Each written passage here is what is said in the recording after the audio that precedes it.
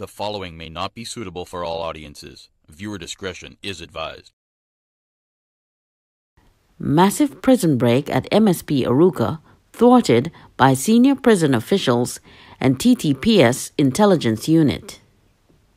An elaborate and well-orchestrated jailbreak plot was being planned for months by a notorious gang within the walls of the maximum security prison MSP in Arouca, with alleged support and involvement from several law enforcement officials. These officials are allegedly being paid hundreds of thousands of dollars to assist, according to the findings of a joint team of senior prison officials and the intelligence arms of the Trinidad and Tobago Police Service. Long before last week's find by police of weapons and explosives outside the maximum security prison in Arouca, evidence of a jailbreak plot was contained in an intelligence report prepared in mid-May entitled Information Relating to Planned Prison Break. Two senior prison sources said this alleged plan to break out of MSP was communicated to several senior law enforcement officials close to 3 months ago. However, although the information has been brought to the attention of the various authorities, including the Ministry of National Security, no action has been taken to date.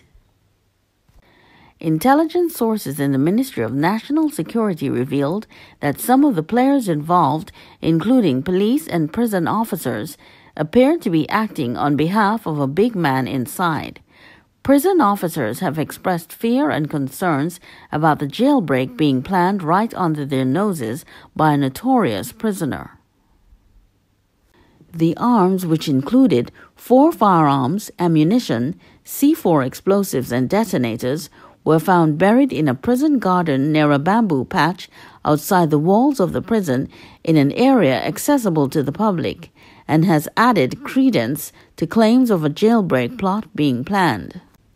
In late April, when Guardian Media asked Prison Commissioner Dennis Polchan about a jailbreak plot and a notorious figure who has been conducting exercise routines that resemble military drills on the prison grounds with several other prisoners on a near-daily basis, he said, "As far as I'm concerned, there is exercise every day in the yard." But intelligence sources indicated that at least 40 of the prisoners' cohorts are getting fit for something big, a story that is corroborated in the intelligence report. The pictures of these men have already been circulated within various law enforcement circles who believe they are getting support from inmates at the other jails, leading them to conclude that the size of this gang is larger than first anticipated. There's a much larger picture here, and this person has a reach that goes all the way up. It's something that has been on the lips of many prison officers, and some believe if anything goes wrong, it's the prison officers that will be targeted first, said a senior prison source, speaking on the condition of strict anonymity. After a drone was intercepted late last year, dropping off contraband to the jail, the prison's High-Risk Management Unit, HRMU, has been on extra high alert and has been monitoring this situation. The MSP's perimeter was said to be under additional security, with patrols supported by the T&T Police Service and their helicopter often circling the area at nights, especially on the weekends. But when Polchan spoke to Guardian Media, he said, "My prison is in good condition, and I am on top of my game with the COVID-19 issues, and we know that in this environment there's an element of risk, and we want to target that fear in people's minds and reduce it to where we can." The fear of a jailbreak, he indicated, also trickled down to prison officers. This be the case, lives can be lost for both sides, and we are concerned about the safety of officers and thought there is a concern for their safety. Prison officers will not back down on doing their jobs, and they will stand the test of time. Asked to comment on reports surfacing about illegal contraband being thrown over the prison fences or the prevalence of drones making illegal drops and information being sent back out attached to these drones, Polchan said. We have actually intercepted a drone. It was bringing in contraband like marijuana, cell phones, and other light items like SD cards, etc. attached to it, and we decided to hand it over to an intelligence agency to help us better understand what we were dealing with. We were doing our homework and guarded by what we were seeing. Polchan, who returns to work on Tuesday after a 2-month vacation, had said this drone was intercepted sometime late last year, but could not recall the date or month in question. Guardian media pressed Polchan on several other matters, and although he refused to answer, he said, "You have asked some good questions, and I can tell you, I will give you a 9.5 out of 10 for the pointed questions you have asked."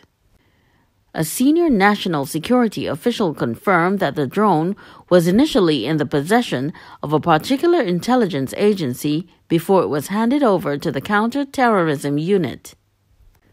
What was uncovered was a card that contained several pictures of guns, uniforms, and camouflage fatigues.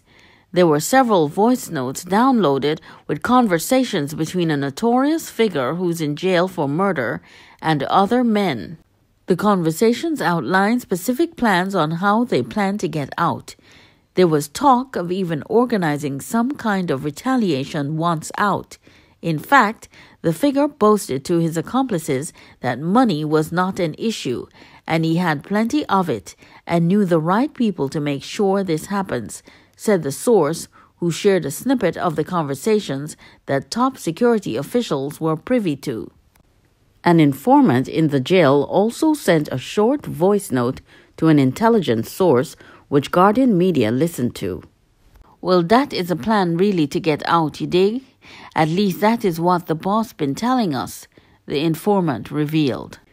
The report revealed that the notorious criminal figure was planning a prison break and had paid an undisclosed amount of money to a former senior police officer and others to assist in the smooth execution of his plan.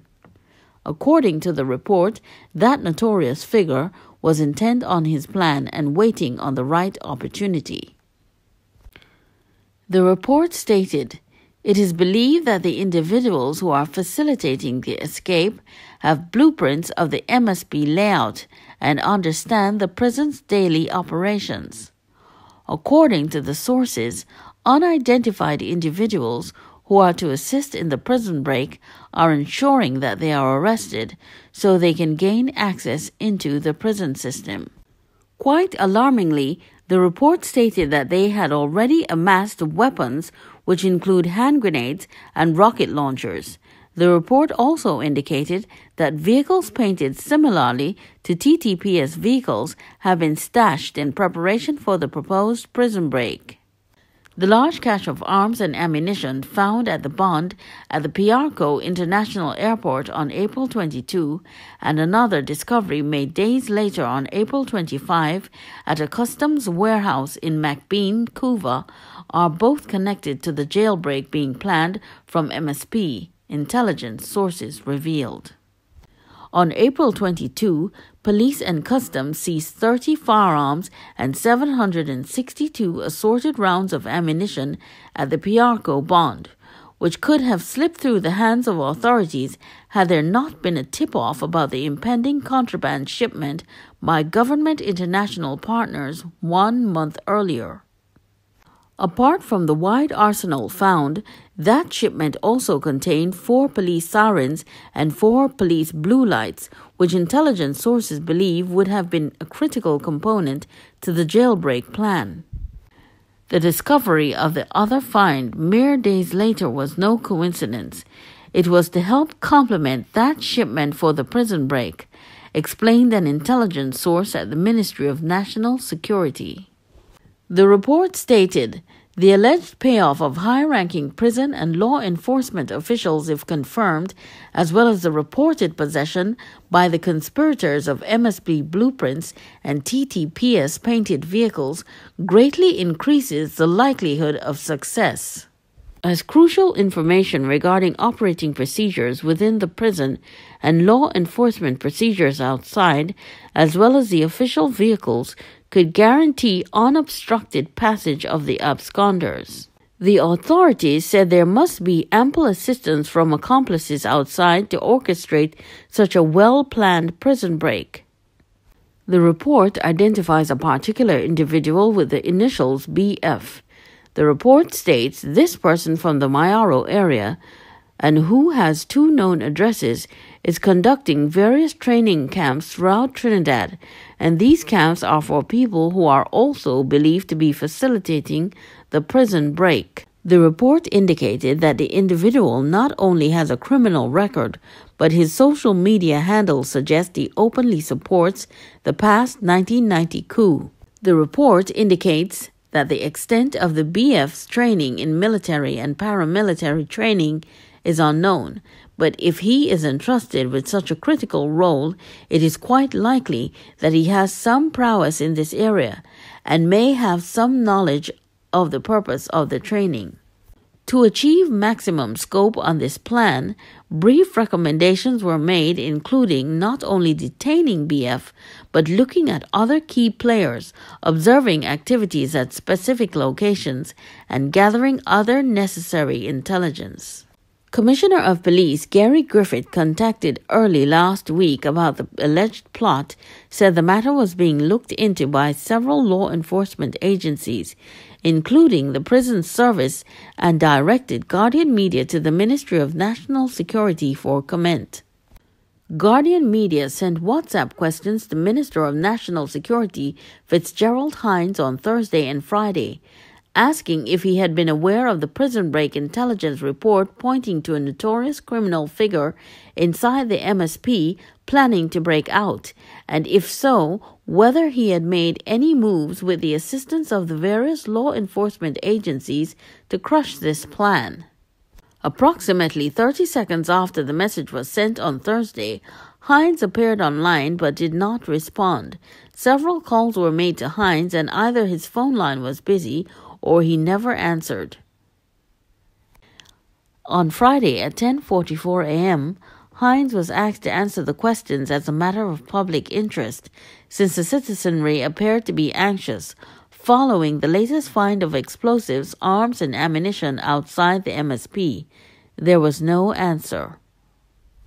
On Friday evening in Parliament, Hines, responding to a question by opposition MP Dr. Rudal Munilal, indicated that the prison service was in the process of conducting an internal investigation, which includes reviewing any footage plus having the support of intelligence briefings in and around the Golden Grove area where the explosives, weapons, and other items were found.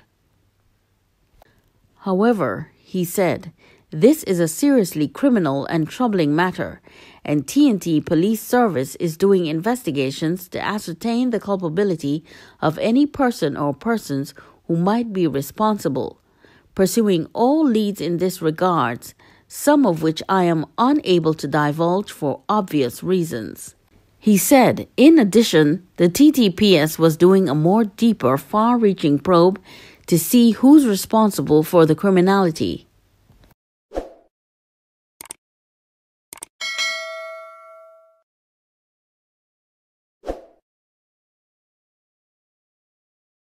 In July 2015, 3 men forced their way out of the Port of Spain jail. The men were identified as Alan Scanny Martin, Hassan Atwell, and Christopher Monster Selby. The men shot and wounded a prison officer, and later, upon exiting the prison, shot and killed Police Constable Sherman Maynard as they made a dash to freedom. A grenade that was thrown into the drain in front of the prison by Atwell never went off. Moments later, Martin, who was armed, was shot and killed in a confrontation with police at the Port of Spain General Hospital. Atwell's freedom did not last long, as a week later, after being picked up by a car near the Port of Spain General Hospital, he was shot and killed and his body dumped onto the roadway in Laventille. Selby later surrendered to police and was later charged with the death of P.C. Maynard.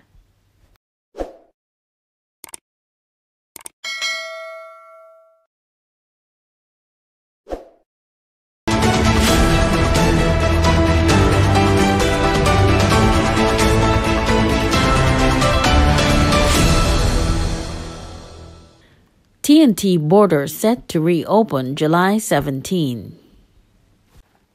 The borders of T&T are set to reopen on July 17.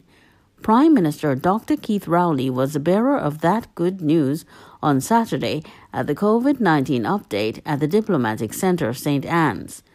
Prime Minister Rowley said that the borders would be open to both vaccinated and unvaccinated citizens. The country would also allow entry to vaccinated non-nationals, but unvaccinated non-nationals are not going to be allowed into the country at this time. The borders have been shut except through authorized travel exemptions for more than a year. This news now spells relief to the thousands left stranded since the border closure last March. For over a year, nationals have been utilizing the exemption process to get home and either staying in state quarantine facilities or paying to stay at selected hotels for 14 days. In that time, citizens have been clamoring to return home. Last year, July, opposition leader Kamla Persad-Bissessar famously compared the protracted lockout to slavery and indentureship, saying then that Prime Minister Rowley had made citizens nationless. There have been successive updates about the number of locals stranded abroad since March, but the government relaxed the restrictions somewhat for the Christmas period last year, and by December, some 17,211 people made exemption requests to enter T&T. Of that figure, there were 9,557 exemptions granted, leaving more than 7,654 people, residents and non-residents, still outside, as T&T's borders remained closed at that time. This is a major development at a time, Rowley said. The Prime Minister said that after careful consideration, the government has decided to open the borders.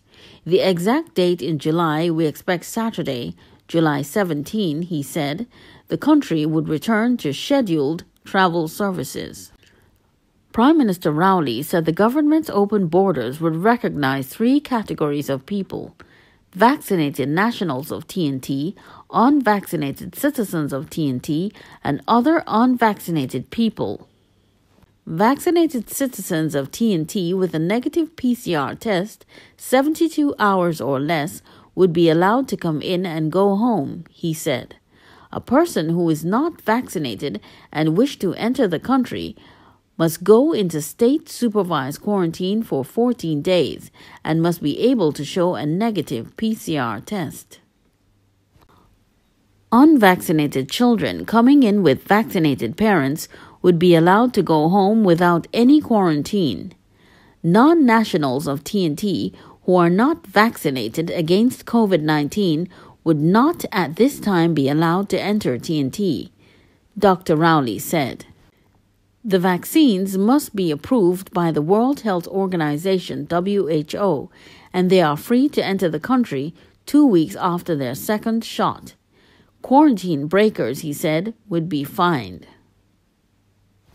Any person coming into this country and decide to play fast and loose with our quarantine system and entry requirements would face the full brunt of the law, he said. Just days ago, the national carrier Caribbean Airlines revealed plans to cut the staff numbers, including pilots, but the Prime Minister said that the trimmed staff would be able to handle the workload now that borders are opening. He said that CAL maintained some 80% of its staff.